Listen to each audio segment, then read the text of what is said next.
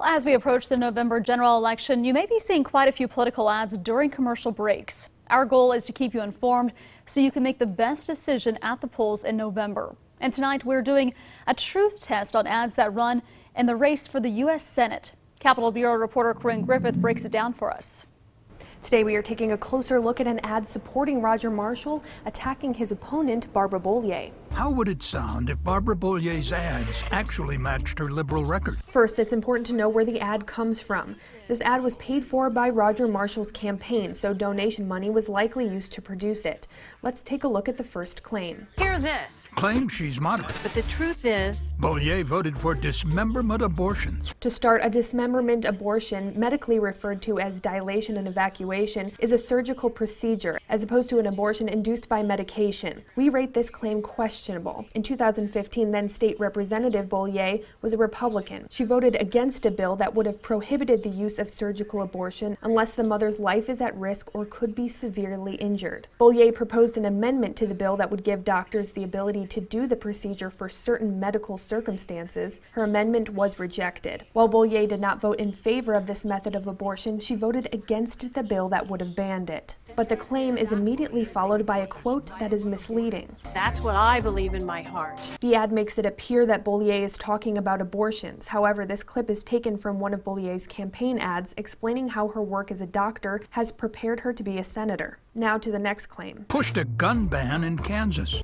The claim that Bollier pushed a gun ban is false. Bollier has never pushed an all-out ban on guns, but in 2018, Bollier voted in support of a bill that prohibited convicted abusers, illegal immigrants, and fugitives from possessing guns. She has also proposed a bill multiple times that would allow someone to go to court to have guns removed from a family member's home if they felt that family member was a danger to themselves or others. Bollier has said she supports the Second Amendment but wants reasonable gun control. I'll work to ban them nationwide. As for the second half of the clip, this is again misleading.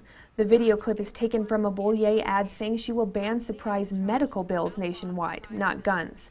Now back to the ad. Taxpayer-funded tuition for illegal immigrants. We rate this claim true.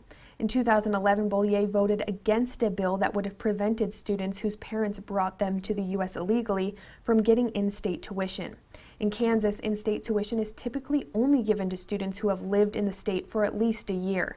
This is because it is assumed that the student or their parents have been paying taxes that help fund public universities. So while Bollier did not vote for funding immigrant children's tuition, she did vote against preventing it. It's our responsibility. Again, using this clip of Bollier is misleading. The clip is taken from a Bollier ad saying it's a doctor's responsibility to show respect to their patients. Roger Marshall's campaign manager says the ad's use of out-of-context clips is not deceptive because it opens with, "How would it sound if Barbara Bollier's ads actually matched her liberal record?" Liberal record? Liberal senator? That's not happening. Because Barbara Bollier is just too liberal. In 2018, Bollier announced that after 40 years as a registered Republican and 10 as a Republican lawmaker, she would be switching parties, joining the Democratic Party. Since she has referenced herself as a moderate. From the Capitol Bureau, I'm Corinne Griffith.